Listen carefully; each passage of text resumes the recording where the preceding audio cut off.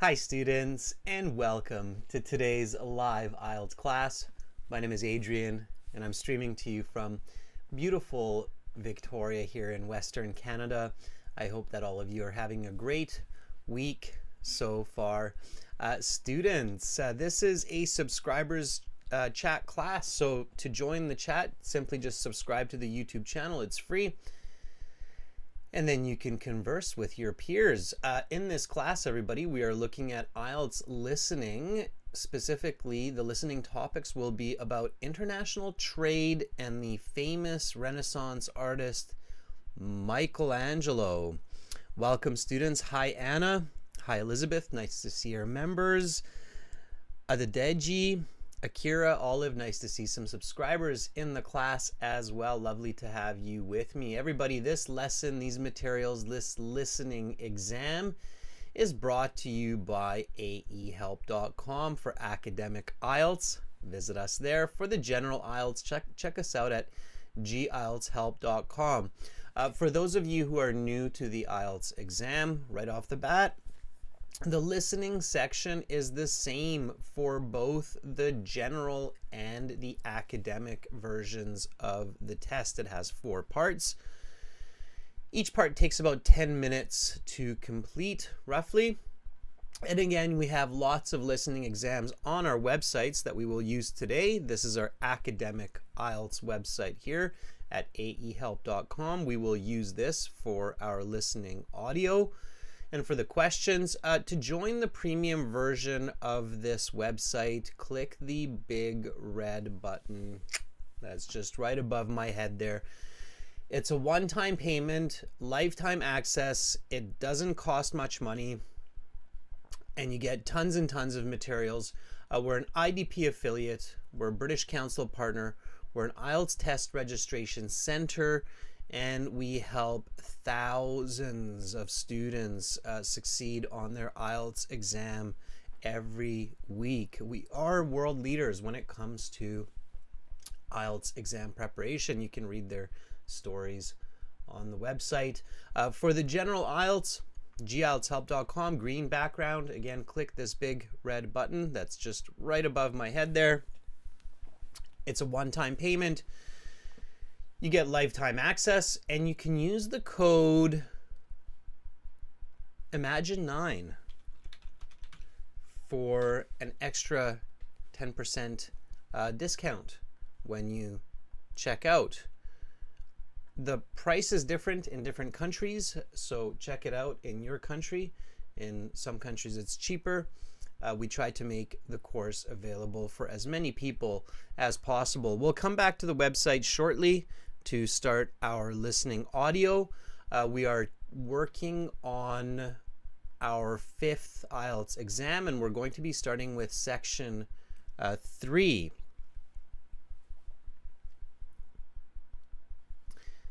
Students, we do have apps for you as well. In your app store, check out Academic IELTS Help and General IELTS Help. The apps link to the websites so that you can study from the app or the website, and you can purchase the course through the app, through the website, or through YouTube by clicking the shopping and going to check out through Shopify. If you purchase through YouTube via Shopify, make sure to send us an email so we can activate your premium course. To follow us on Instagram, visit us on IG. IELTS_AEHelp or GIELTS Help.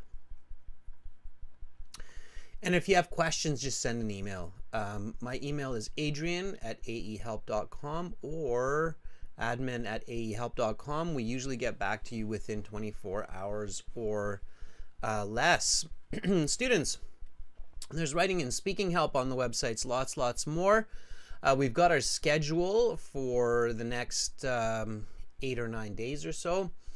We've got listening right now, so we're going to focus on listening parts 3 and parts 4. This exam, listening part 1 and 2, we did just a little over a week ago, so if you missed it, you can check that out on YouTube in our archives.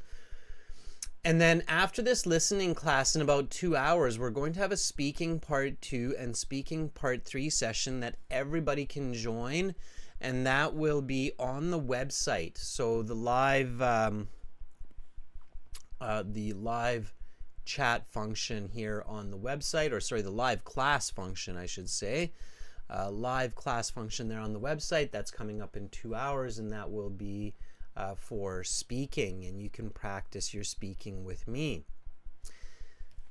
All right. Just looking at the chat here to see if anybody has any questions before we dig in. Students, there's no class tomorrow, so November 1st, no class, but then November 2nd to the 4th, we've got more live classes for you on YouTube and on the website, and we will have new video releases on the YouTube channel as well.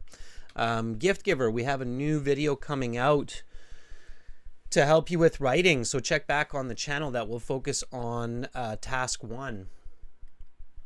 Okay, so let's do this, everybody. We're going to do some listening in this class, and again, if you have questions and they're about other sections of the IELTS, like the writing or the speaking or the reading, you can ask. If I have a chance to answer, I will, and if I don't, just send an email, as I mentioned, and we will answer you via email. Okay. All right, everybody. So IELTS listening, let's get into it.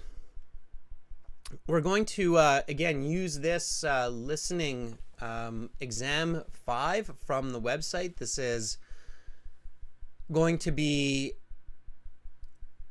a little bit more challenging excuse me, than part 1 or part 2.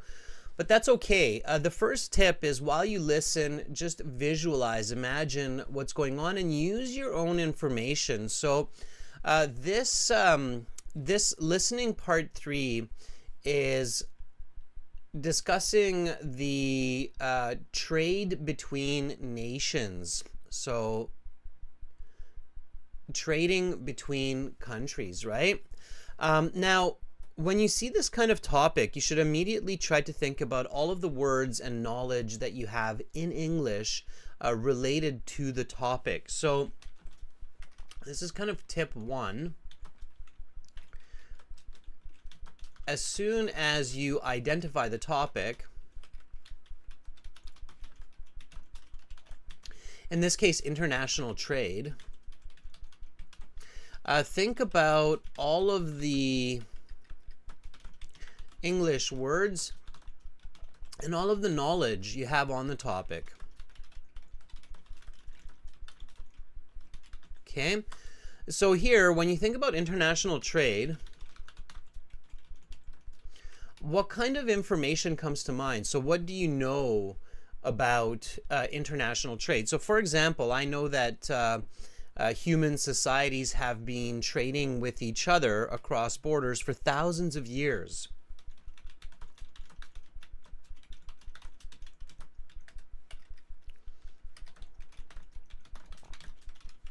What are some of the earliest kind of trades or trading interactions with humans that you know of? So who are some of the first nations or countries to trade? What are some of these famous parts of history? I'm sure that many of you know some of this information from your school years.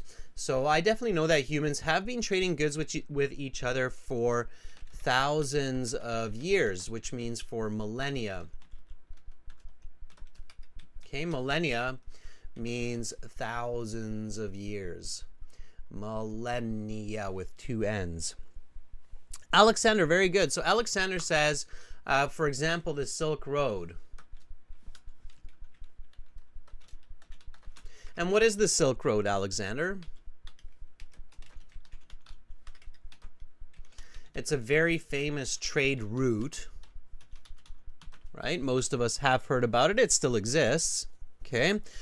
Shiva says that we have import, export of goods, merchandise, transportation. Absolutely, Shiva. Those are some good points. Yep. So this is what Shiva says. Import, export, goods, merchandise, transportation. Ishvan says currency. Alexander says the Silk Road was the route from China to Europe. Yeah, it's a trade route from Asia to Europe. Yep, China in a big way, for sure. Okay. Anything else that comes to mind? How about modern day?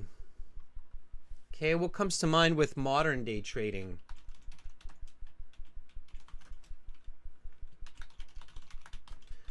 Okay, so think about the past, think about the present. When you think about the present, the now, what comes to mind with international trade? Alexander says logistics, payments. Okay. MD Asad Uzaman says the Forex, which is the currency exchange. Sure.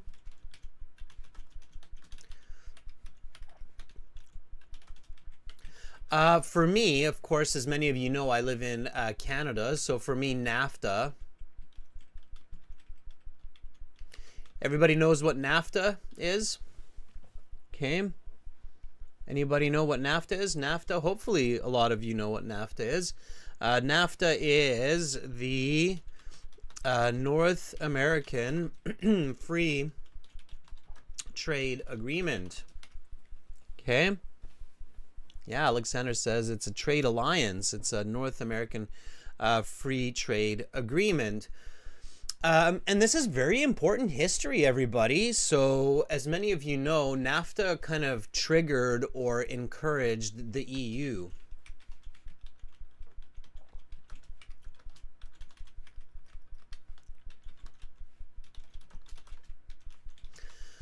What does it mean to have the formation of the EU, the European Union? Right? The EU was kind of a response to NAFTA and the North American Free Trade Agreement. Students, for those of you sitting the IELTS, it is a really good idea to familiarize yourself with popular common history. Okay, so IELTS candidates should read and learn about history,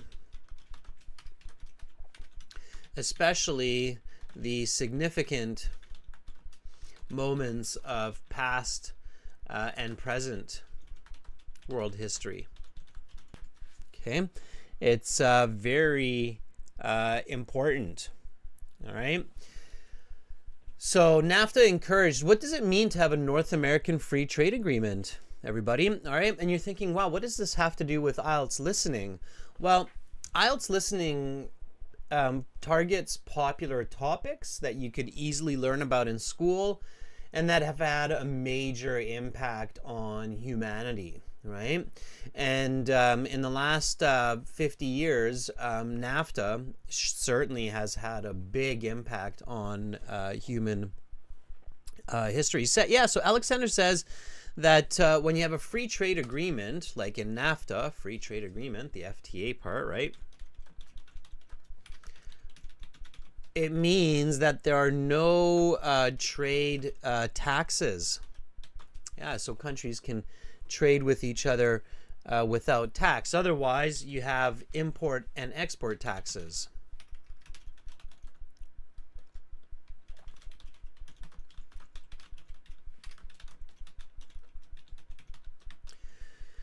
Okay. Yeah, so that's a big part, right, of international trade, and it has a major impact on world history. So a lot of what you see happening in the world today, in Europe, in Asia, in North America, the conflicts, the political interactions, they are closely connected or related to these trade agreements. Okay? Keep that in mind. All right, students, so with that in thought, all right, keep this first tip in your head while you are practicing for the IELTS exam. That when you hear the topic, you need to think about, okay, what do I know? What do I know about this topic? So international trade. Okay, there's import, there's export, there's merchandise, there's big transportation vessels like large cargo ships. All right, countries have to pay taxes sometimes to import. Some products are not allowed to be imported and exported. So think about all of those ideas, and then your brain will be able to work much better when you are actually doing your listening. All right, everybody, so we're going to listen. I'm going to play the audio for this. All right. Now, for those of you who have access to our premium course, this is CD5 track 3 because it is the 5th exam and it's section 3. We're going to listen, and I ask you not to put your answers in the chat. Please put your answers on a separate piece of paper or document, and then we will go over the answers together after we do the listening. In this way, we're fair and we give a chance to everybody to answer the questions. If you have a headset, use it. That's what you use in the IELTS exam as well. Okay. Domenico, you're in the same time zone as me. Yes, it's bright and early. Right? Okay. Here we go, everybody. So we're going to go to our website here. Again, this is aehelp.com. The website is filled with materials to help you prepare for the IELTS exam, including computer-based IELTS practice tests, a full interactive course. You've got IELTS exams, workbooks, study plans, and then you have these audio CDs. We're going to CD 5, track 3. Here we go, everybody. Listen and answer. In the IELTS, you have to answer the questions while you listen. Now turn to section 3. Take some time to look at questions 21 to 26.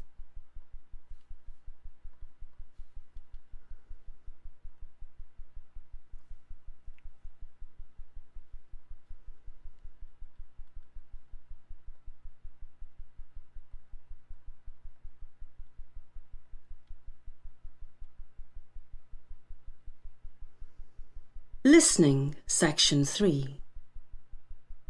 You will hear a forum discussion between the moderator and 2 contributors, Dr. Rachel Young and Dr. Ronald Sturgeon, both political scientists at the local university, talking about trade between countries.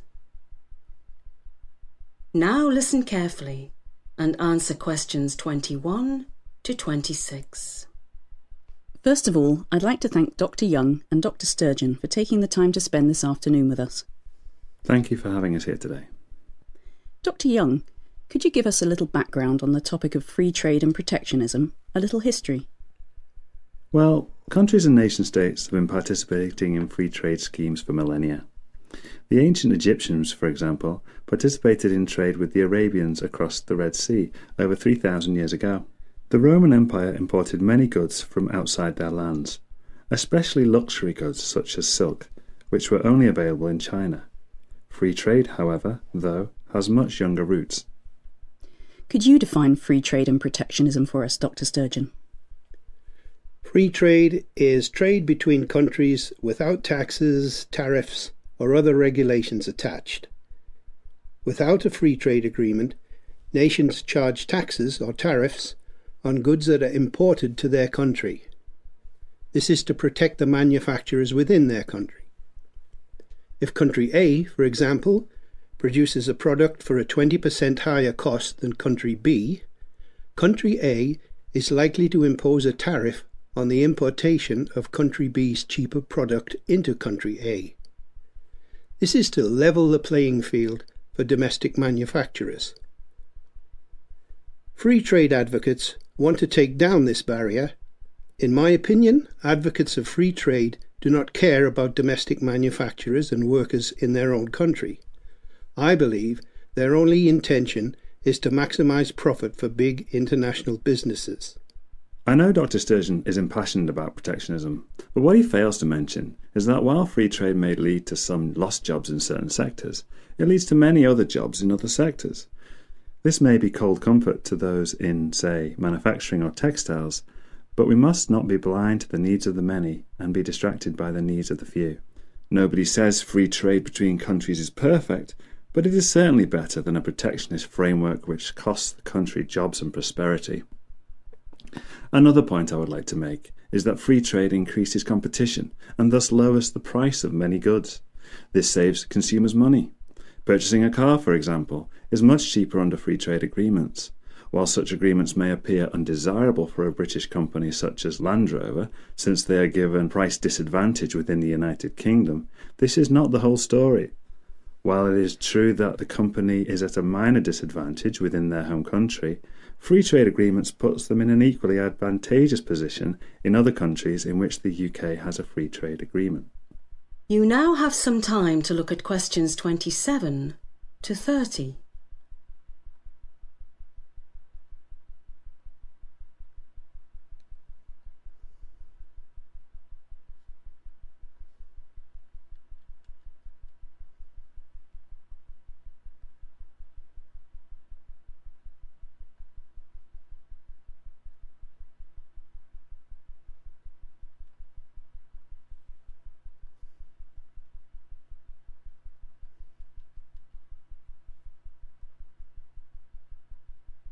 Now listen to the rest of the discussion and answer questions 27 to 30.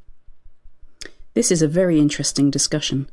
Dr. Sturgeon, from reading some of your work, I know you have some ethical concerns about free trade.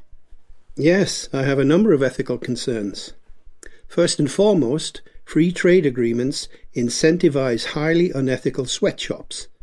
When countries such as the United Kingdom enter free trade agreements with countries with lower human rights standards, we put ourselves at risk of tacitly endorsing those low human rights standards. Is the ability to wear slightly cheaper clothing really worth selling out on one of our most basic beliefs, that people should be treated with respect? I agree with Dr. Sturgeon that human rights is an ongoing issue in free trade. Certain incidents, such as sweatshops collapsing and killing dozens of workers, have highlighted this issue in the media and public discourse, but these are isolated incidents. Hardly. These are not isolated at all. And even if such horrible incidents were rare, does it make the conditions those workers work in permissible? Do we excuse horrible working conditions as long as the workers don't die? That's an incredibly low bar, and one I believe we must implore companies and governments to raise. Okay, let's move on. Dr. Young, do you believe free trade betters the life of the average British citizen? Absolutely. I believe free trade agreements make us more prosperous as a society. While not perfect, I truly believe pursuing free trade agreements is a positive step in making our world a better place. Of course, I disagree. While I do not doubt that more wealth comes into our country as a result of free trade agreements, I believe this money never improves the life of the average citizen. The rich get richer and the middle-class workers get laid off. Not to mention the ethical issues I have with this. That is the end of section 3. You will now have half a minute to check your answers.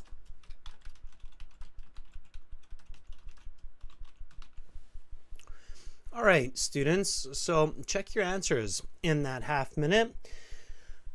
I'm sure many of you noticed that I was paying attention to certain words during the listening, and I was using different kinds of strategies for different questions to listen and identify the best answers for each of these. Let me just jump back to our website where the audio is Now coming turn from. to section 4. And let me just pause that. We're not at section 4 yet. We will be after we look at the questions and the answers. Okay, so let's go back to the part 3 questions here from the top. We've got a few different kinds. We've got fill in the blanks, short answers. We've got a flow chart. Excuse me. I was clearing my throat here. I was out in the cold in the last week and affected my throat a little bit. Okay, so here we've got question 21. So obviously the topic here is free trade and the opposite, which is called protectionism. Now, if you didn't know that word, that's totally fine. You should be able to understand what the word means from the content. Okay, so free trade means a country does not pay tax for export or import.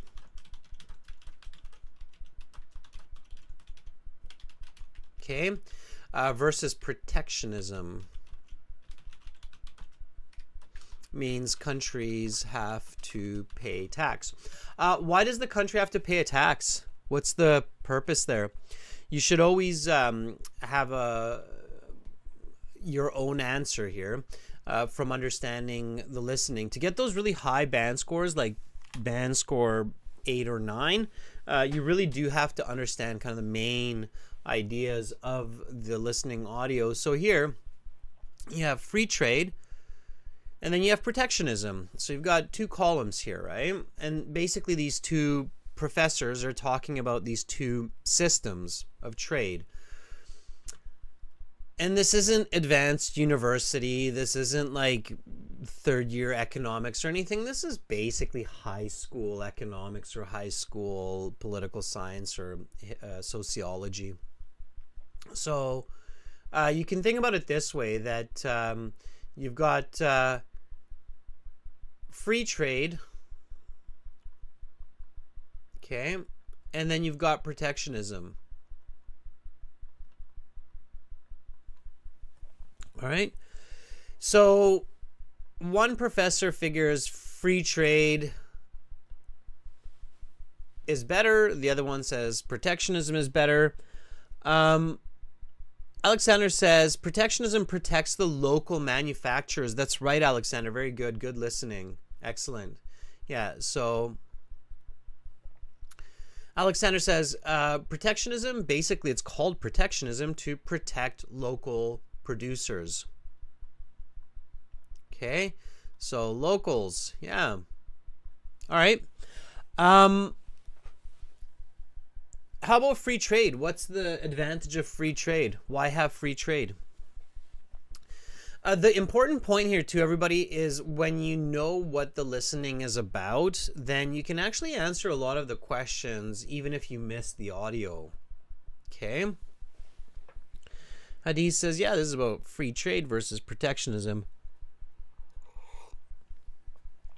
Anahita says free trade is to create a prosperous society. I don't think so, Anahita. That's not the main point. Alexander says it lowers the prices for consumers. Yes, I agree, Alexander. So lower prices. How? Why? So why does free trade lower prices? Okay. Hadith, that's right. That's access to lower prices. Why? When you have free trade within a country, yeah, exactly. Not Min says it's because of more competition. So absolutely, you have greater competition.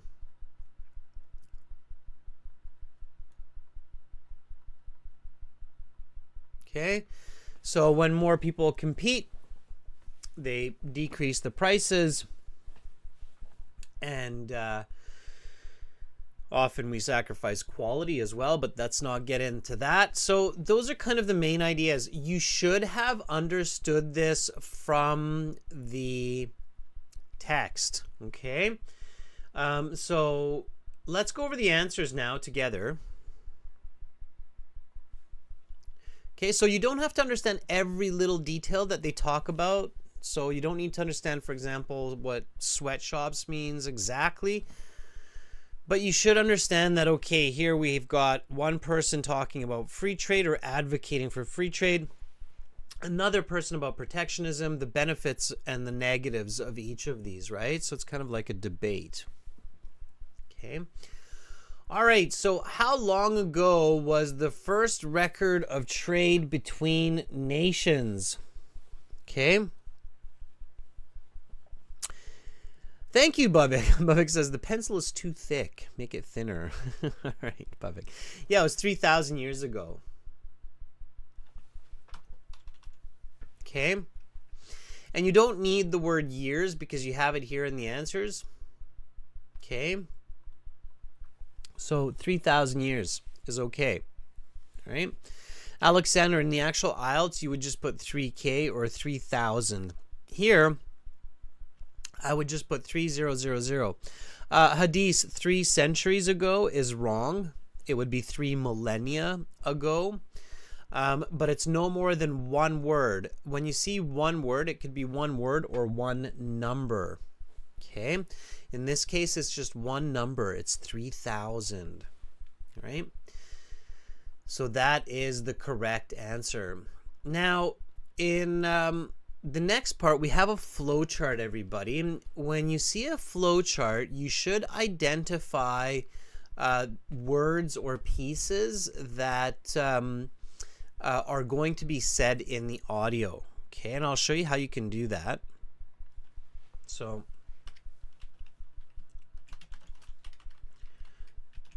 flowchart type questions. Identify words and phrases that you will hear in the audio to help you position yourself so you can catch answers. Pay attention to numbers and names. Okay, and quotation marks. All right, for example, in this case, you have this one here. Everybody sees that?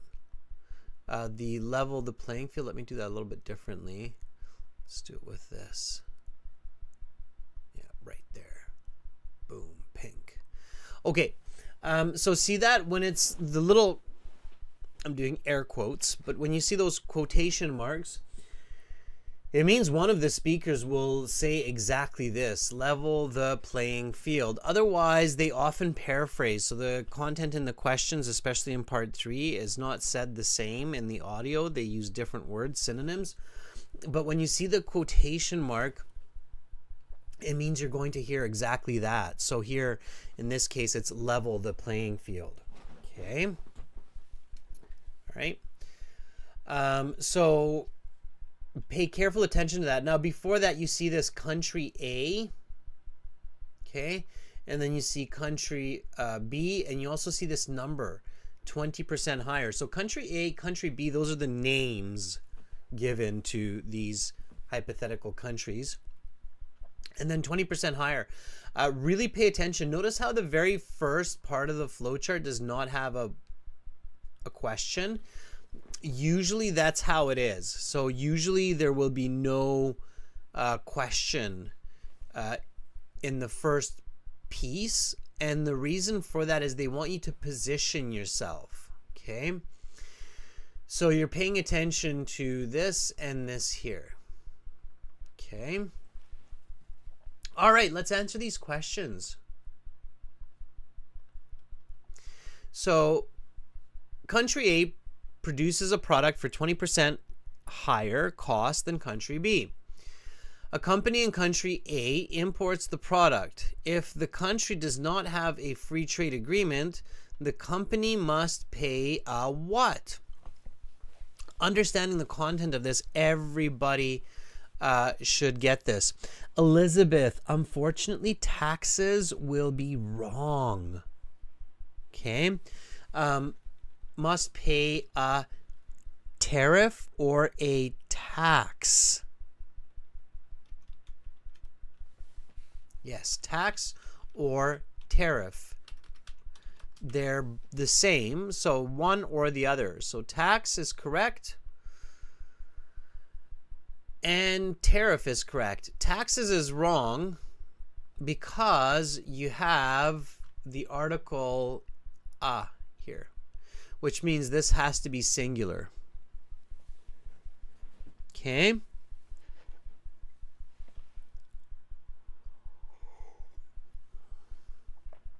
All right. You have to be very careful with that. This is to level the playing field for what or for who? Now, we know that this should be a noun. Okay. And what is the noun?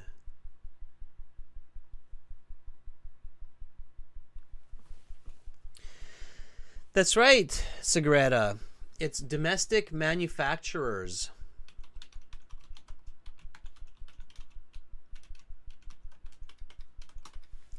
Yes. Domestic manufacturers are local producers.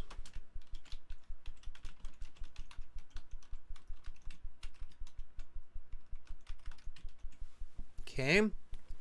Domestic manufacturer, local producers, those are the people who make the product within the country. All right, then we keep going. If the countries do have a free trade agreement, the company does not have to pay to import the item. Some advocates of protectionism believe free trade advocates are only worried about maximizing something for large corporations. Now, again, when you're paying careful attention, you can probably guess the answer here even without the listening. Okay? So the answer is, what are they maximizing? They're maximizing what? That's right, Anna. Profit. Now here, you could say profit or profits. Both are okay. Sometimes you can have either singular or plural, but in most cases, it's one or the other. So just be really careful about that. Maximizing profits for large corporations. Profits as a plural makes a little bit more sense because corporations, right, make profits. Each one has their own profit. But you could argue that profit is also correct in this context, so it's fine. Profits is the better choice, though. Okay. All right. So pay attention to those plurals, students. It's so painful when students lose marks because of the plurals. Okay. Number 25 to 26, write no more than 3 words. Always pay attention to the instructions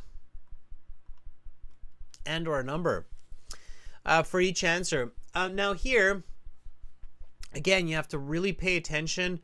This was kind of an interesting one, this 25. I had a very similar kind of situation or question in my IELTS exam when I sat the real IELTS exam a couple of years ago. Okay, so IELTS likes to have this reversal situation. You're going to see it in this question here. Number 25, some people will lose their jobs under free trade agreements, but we must emphasize the needs of the something and not be sidetracked by the needs of the something. Yeah, so Anna says we must emphasize the needs of the many and not be sidetracked by the needs of the few. I've seen this reversal in both the reading and the listening section in the real IELTS multiple times. So pay attention to this. This is where they kind of make sure that you're reading the questions and listening carefully to the audio. So make sure that when you answer and you give the answers, you always pay attention to the full question. Some people will lose their jobs under free trade agreements, but we must emphasize the needs of the many and not be sidetracked by the needs of the few. If we look at the transcripts,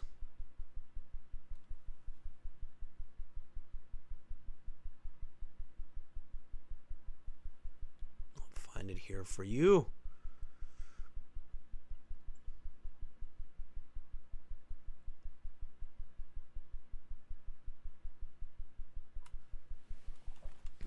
Okay, so in the back of our books, you will always find the transcripts. Transcripts are really, really good to have because you can see what's going on. Okay, you can see here the answer for question 24 is when Dr. Sturgeon says, I believe their only intention is to maximize profit for big international businesses. So here it says big international businesses. In the question it says large corporations, right? And then Dr. Young, shortly thereafter, says, this may be cold comfort to those in, say, manufacturing or textiles, but we must not be blind to the needs of the many and be distracted by the needs of the few. Okay?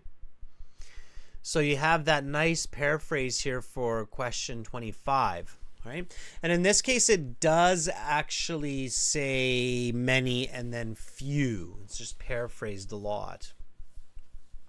Okay? And then you have the answer here for 26 as well. So it says, another point I would like to make is that free trade increases competition.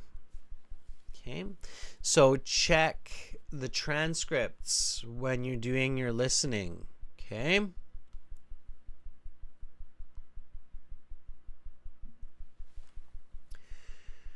Free trade lowers the price of many goods because it increases competition. Very good, Anna. Very good, June. Very good, Roma. Okay, nicely done. All right. Now here we have a little chart that we need to complete. It says write no more than one word for each answer. All right, pay really careful attention to the topics. So here the topic is the cause and the effect. Okay, so something's causing it and the effect. So it's causes and results. So the country enters into a free trade agreement. That's the cause. What's the effect? Jeopardizes human rights standards.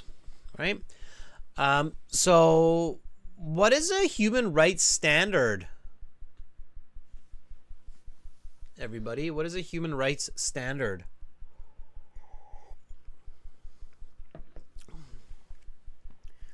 It's a good expression to know.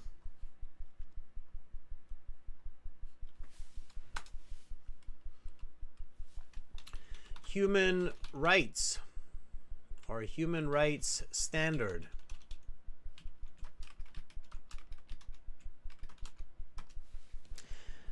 Bargov says it's a value. Alexander says it's the working condition in this case. Always practice your definition, students. A human rights standard is a way that society expects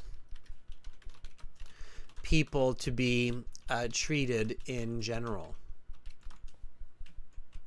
Like freedom of speech, right to education, right to healthcare. Okay, those would be our human rights standards, right? When we believe that every person should have access to medical care. If a person breaks their leg, then they should be taken care of, no matter their religion, race, creed, socioeconomic status. Okay. Anahita, if you have access to the premium version of the course, you should definitely have access to this listening. Okay. All right. Yeah, Hadith, exactly. Hadith says, valued regardless of race, sex, nationality, ethnicity, language, religion, and given those freedoms, right? So freedom to education and so on. So those are your human rights standards. Absolutely. Okay, so it says here that free trade agreements jeopardize human rights standards. Now, when you're practicing listening at home, don't just do it blindly, right? Do it with thought. Always engage information. And in this case, if you're in a classroom, you could do a Q&A session, like asking each other questions and answers, right? So why does entering into a free trade agreement result in jeopardizing human rights standards? Let me ask you that. Let's see who understands what you're listening to. Why does entering into a free trade agreement jeopardize human rights standards? Jeopardize means to risk. Why does that happen? Can anybody answer that question for me? Let's see how well you understand this topic. Okay.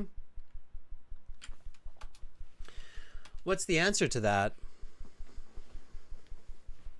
What do you think?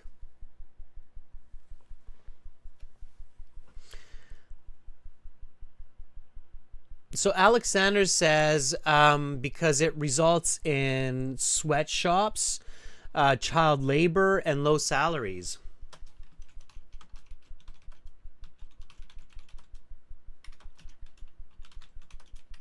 Yeah, encourage sweatshops, child labor, low salaries. What else? What else does it encourage? And why? Okay. It encourages corruption. For sure. It encourages pollution. Right? Why?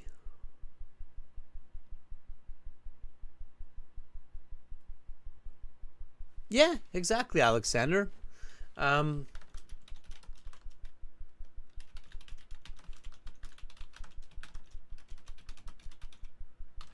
Yeah, so to increase production and reduce cost, right? Make more, make it cheaper, right?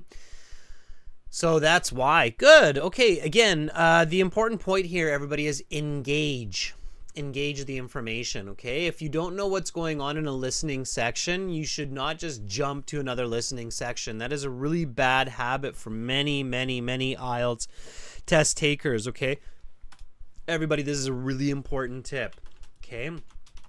To get high scores, band 7 or more, let's say band 7 to 9, you have to engage and understand the listening section content. Too many IELTS candidates just try to use quick tricks and jump from one sample exam to another, hoping the marks improve. This doesn't work.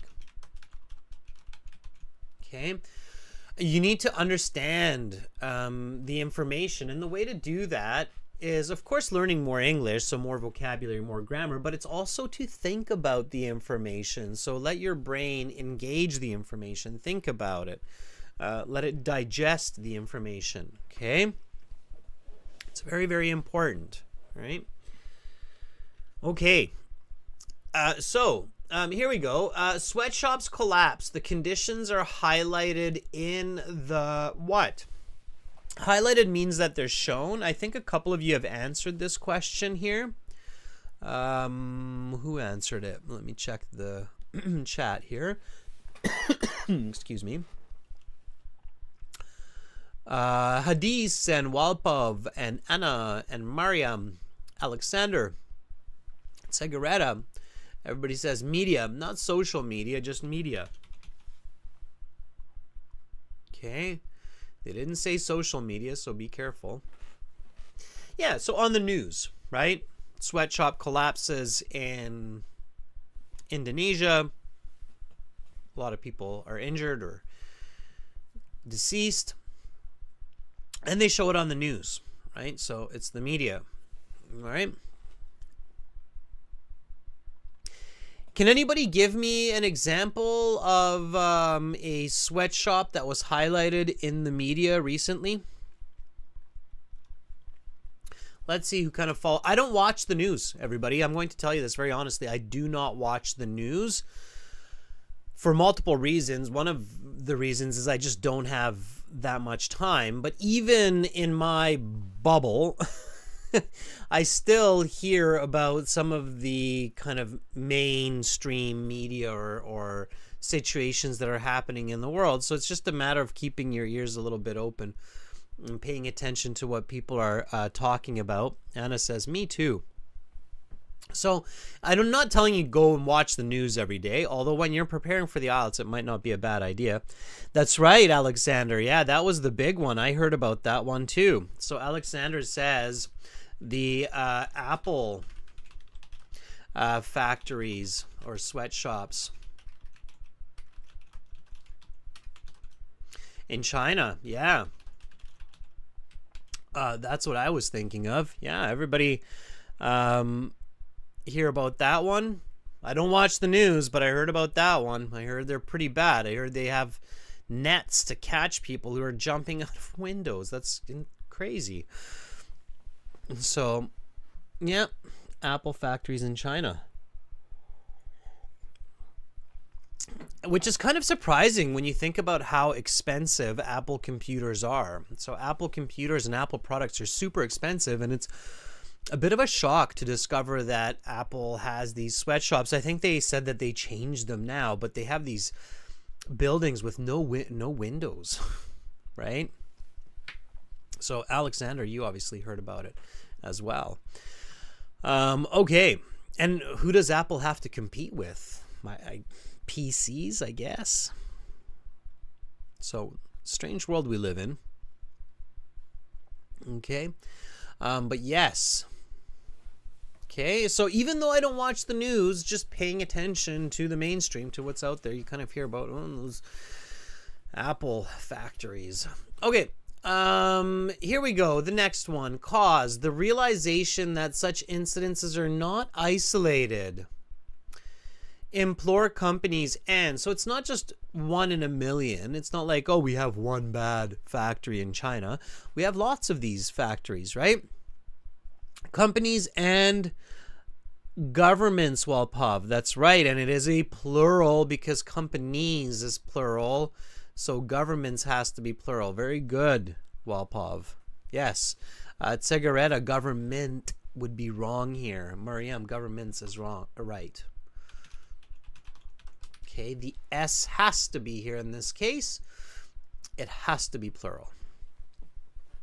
Okay, multiple choice questions. I just saw one of our students say, I have difficulty with these. Yes, a lot of people do. So take a look at question 29 to 30. Choose the correct letters A to B. What is Dr. Young's main point in advocating for free trade? Okay. What does the word advocating mean? Okay, I'm going to explain to you how to do multiple choice well.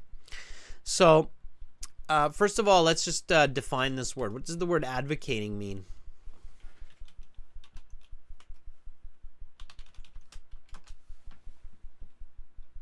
Anahita says to defend. Kind of, Anahita. It means to fight for, to support.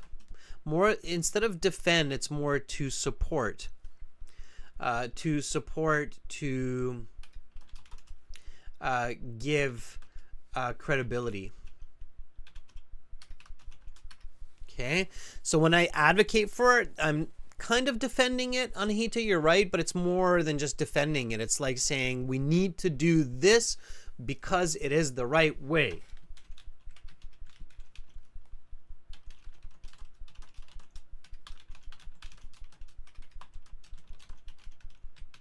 Okay, so that's what it means to advocate. Yeah, Hadith's very good. Hadith says a phrasal verb is to stand up for. Is a phrasal verb or an idiom, which means advocate, to stand up for, to support, right? Okay, absolutely. Now, students, multiple choice questions. The number one mistake by candidates for multiple choice questions. Anybody know what is the number one mistake when it comes to multiple choice questions? So this listening question is obviously a multiple choice question. What's the number one mistake What's the biggest mistake that candidates make when they're doing multiple choice? Yeah, so Anna says they're reading the choices. Yep. Yep, Anahita agrees. Nat agrees. Yep, Kruti, yep. Exactly. Yeah, good. I'm happy to see that many of you know what this is. Yep, absolutely. So the number one mistake by candidates for multiple choice is they stare at the choices hoping that the correct answer will somehow, maybe with keywords, reveal itself, jump out. Okay, that's the number one mistake. Okay, Bhargav, it's exactly the opposite. So skimming and scanning the answers is the number one mistake. Okay, you could think about it that way.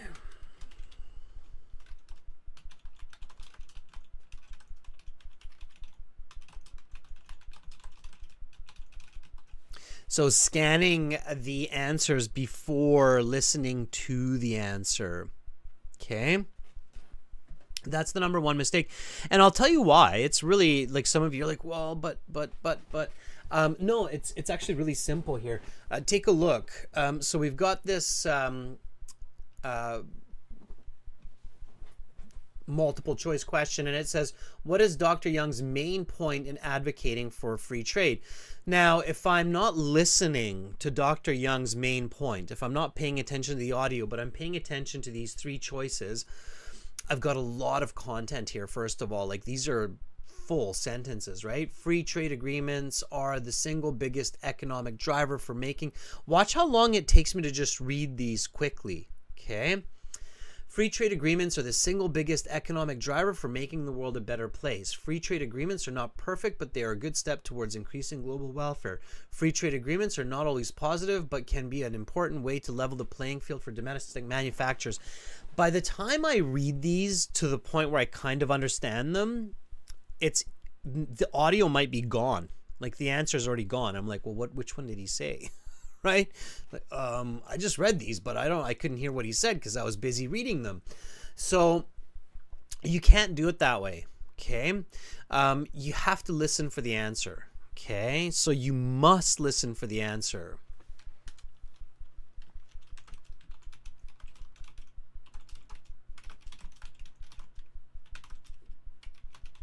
And then choose the correct choice. If you don't, especially for these part 3, part 4 multiple choice, it's more or less a guessing game. Now you can also use logic. Okay. And take notes. That's what I did. All right. So when we look at the answers here, it says, what is Dr. Young's main point in advocating for free trade? So what is Dr. Young's main point to say, hey, free trade is good? And I heard him say it's not perfect, but it's a positive step to a better place. So his main point was, hey, free trade is not perfect, but it's kind of stepping in the right direction of where trade should be. So the correct answer here that matches what I just took notes on is B. Free trade agreements are not perfect, but they are a good step towards increasing global welfare. Okay. So for getting multiple choice answers correct, 2 important steps. 1, listen for the answer. 2, take some notes. Okay. 3, use logic. Okay. 29 is B. All right. Number 30. What is Dr. Sturgeon's main point in advocating for protectionism?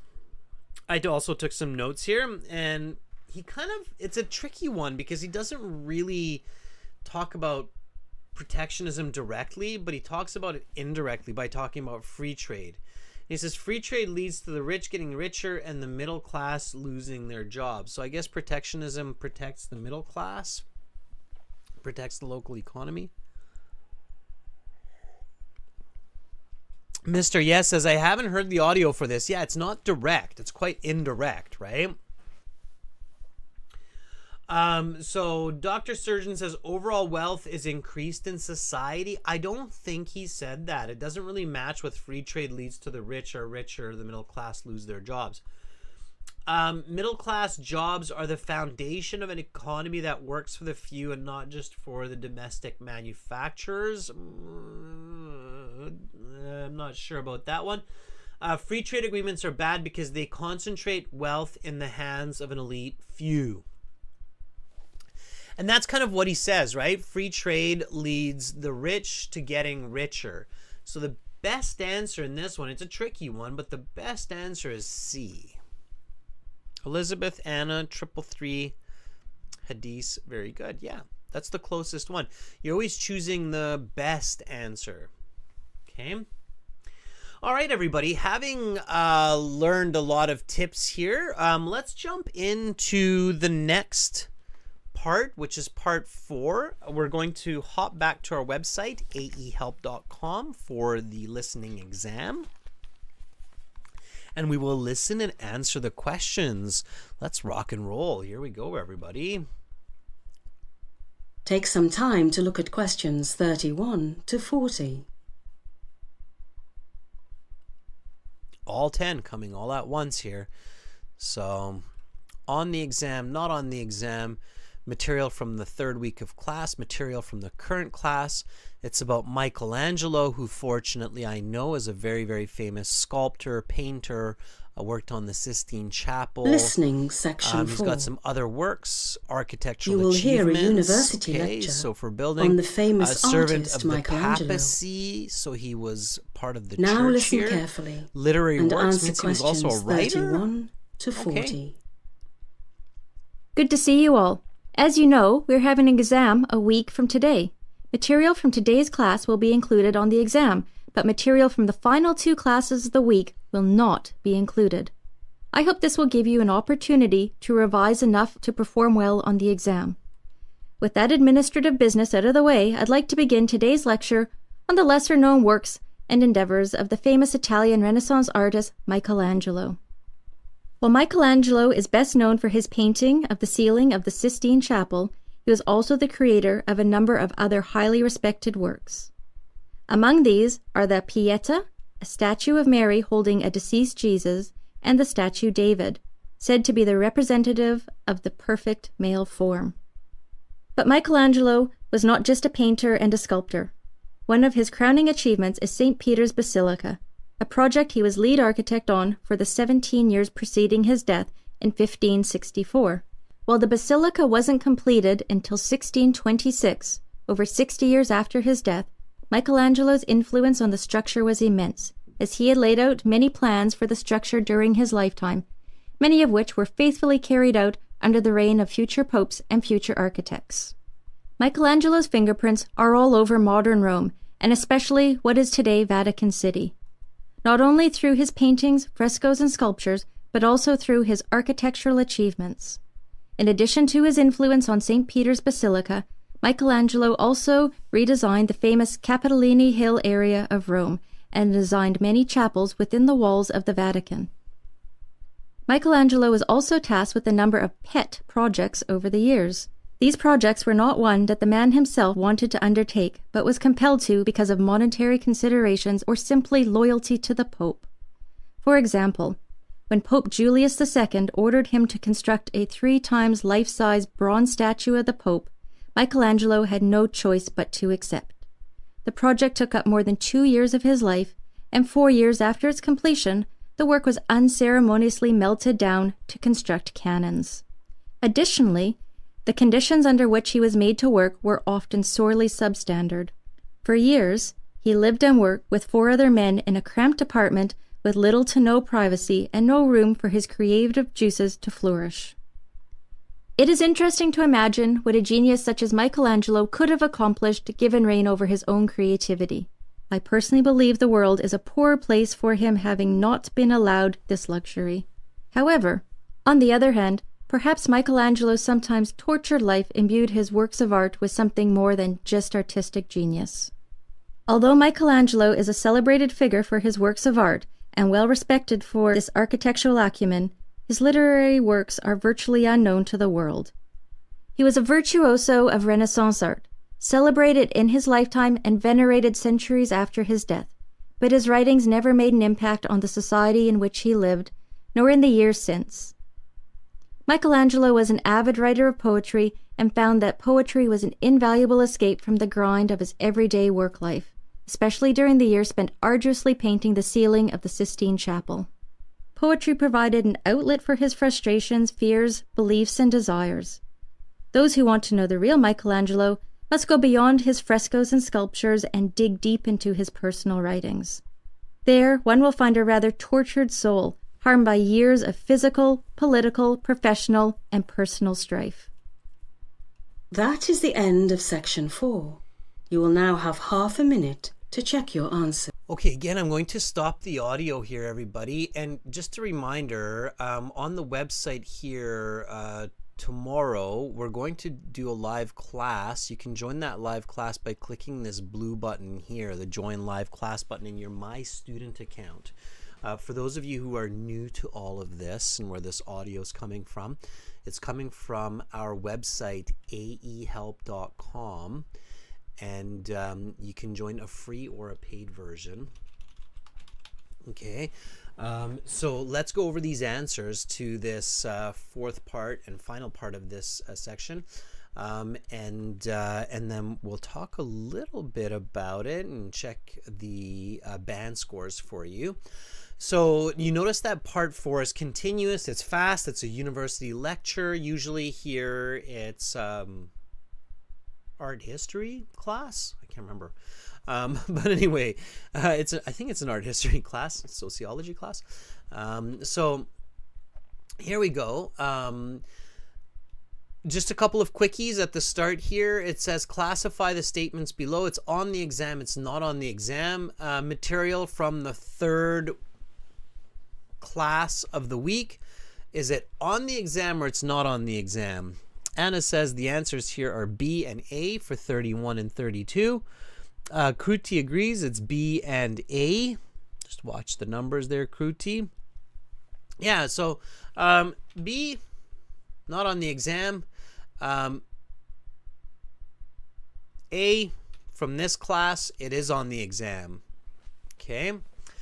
So all of the material on Michelangelo will be on the exam. So if this were your real class in university, then this material would be on your exam. You would have to take notes and you would have to be able to answer the questions on the exam based on your studies, okay?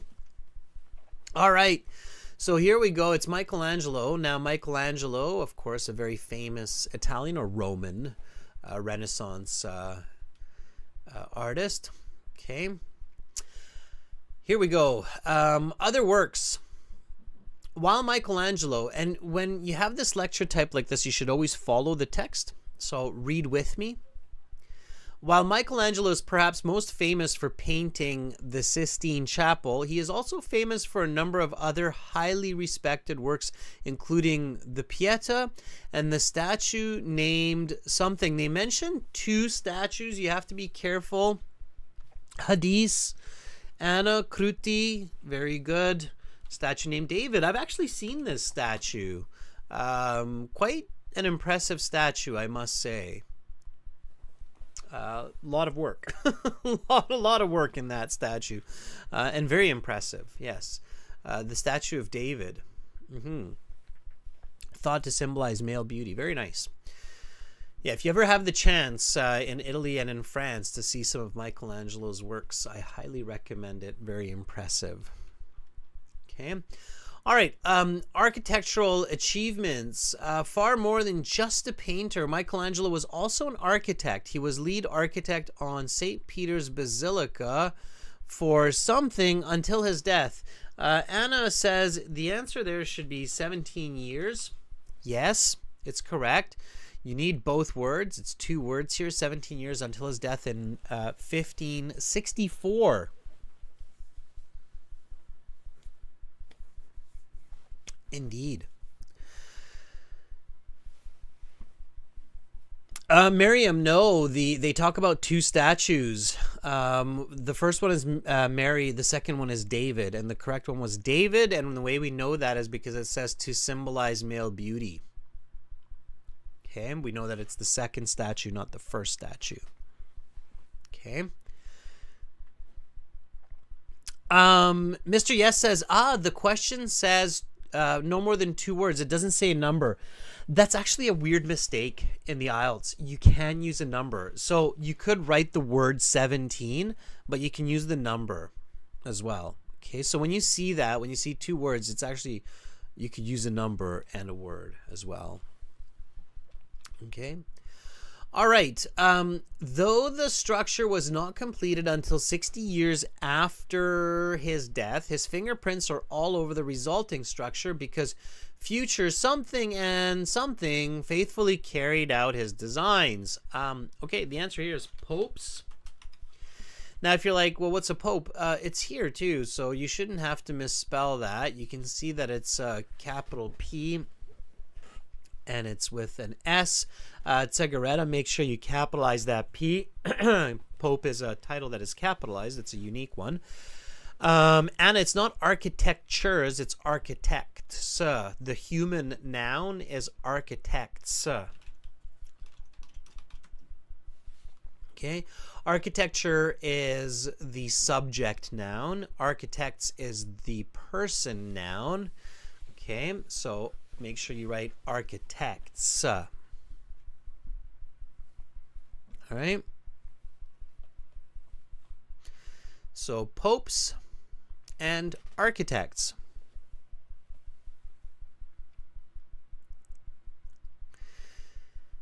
Now, here we go. Sometimes this was an important work, though sometimes it was rather pointless. He once built a something of the Pope. Now, ideally, you wrote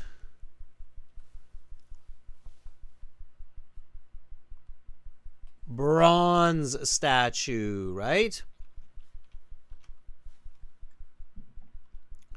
So, bronze statue of the Pope. A huge bronze statue is 3 times the size of the Pope. He once built a bronze statue of the Pope only to see it melted down for cannon parts just a few years later. Well, that was a bad idea. That bronze statue would be worth millions of dollars today, as the cannon no longer exists, but that's humanity. Okay. Question 36. Miriam says, we missed question 36. Michelangelo's influence is also apparent around the rest of the city of something. And you're right, Miriam. We don't want to miss questions. Make sure you're paying attention. Good on you, Miriam, for catching that.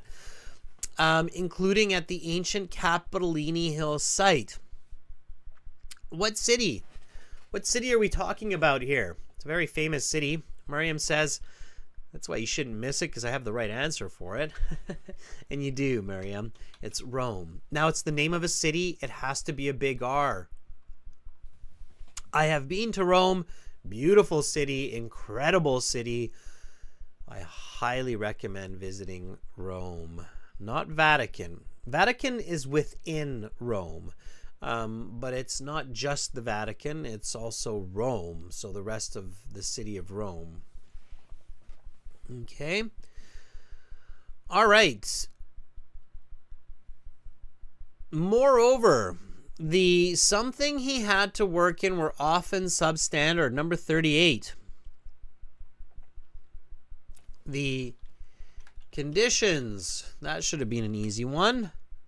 You just have to catch the word, or you have to figure out that makes sense. So the conditions he had to work in were often substandard, often being forced to live and work in small, cramped places with a number of other men. Poor guy, he's making all this amazing art and then they don't even give him his own room. I guess they probably had a free trade agreement with another country, right? Rome's like, we have free trade for art and artisans, so even our most famous artists have to live in a little shoebox. Poor guy. Just imagine Michelangelo. All of his paintings and statues together are priceless, worth like $1 billion, and I had to live in a shoebox. It's terrible. Humanity. Come on, we got to figure this out. Okay. Literary works. It is interesting to think what he could have made if he was given the freedom to explore his own creativity. That's right. Many of you got that. Very nice.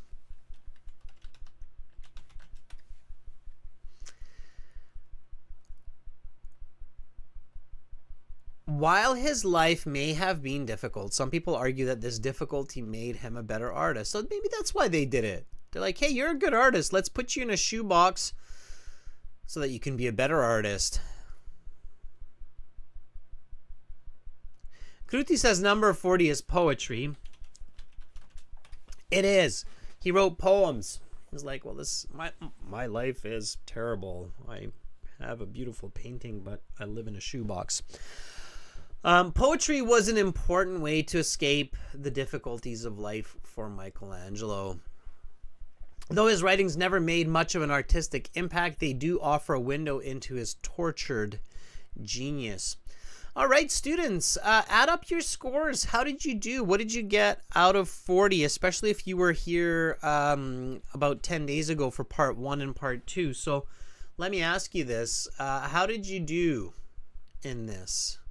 What did you get from 40? What did you get from 20? Anna says, I got 9 out of 10 on that. That's really good. Anna says, I got 27 out of 40 on that listening exam. And a 9 out of 10 for part 4. That was amazing. Hadi says, I wasn't here last week, but I got 17 out of 20 for these two. Kruti says the same. That's really good. If you can get 17 out of 20, Anna, same thing for parts 3 and 4. That's really good. Okay. By the way, students, just a quick FYI, on the website at the very, very bottom there, you have a score calculator. I'll put the URL into the chat there for you. And then you can actually like do your calculations. So you can be like, I got 27. That's a band 6.5. Okay. Or if you're like, well, I got 32. It's a band 7.5. Okay. All right. So that's the website, everybody. Make sure to check out the website. And yeah, definitely sign up for the premium version of the course. The premium version, you get all 6 of our practice exams. We've got 4 more coming here. And you can sign up for it by clicking the big red button there to join the premium version. It's a one-time payment for lifetime access. Okay. So make sure to do it and use it every day, and you will benefit. You will improve your IELTS scores. You will improve your English. For general IELTS students, it's gieltshelp.com. It's right here. It's the green background, and you got to kind of click those big red buttons to join the premium version. I'm going to come back in 40 minutes, everybody, to the website, to aehelp.com. In your My Student account, everyone, you have the join live class button that's just above my head there. I'm going to host a live class for speaking, and we're going to use this function for that class, the student partner speaking, so I can actually talk with you through the microphone and practice. Okay. You're very welcome, Anna and Elizabeth. Thank you, everybody, for participating. Thank you, subscribers. This was a subscribers chat class. Okay. The next speaking topic, just to get you thinking about it, it's a speaking class. The speaking class is a person you know who is good with computers. So it's like a computer whiz. Okay. The next speaking class, June, is coming up in 40 minutes. It's in 40 minutes. It's on the website.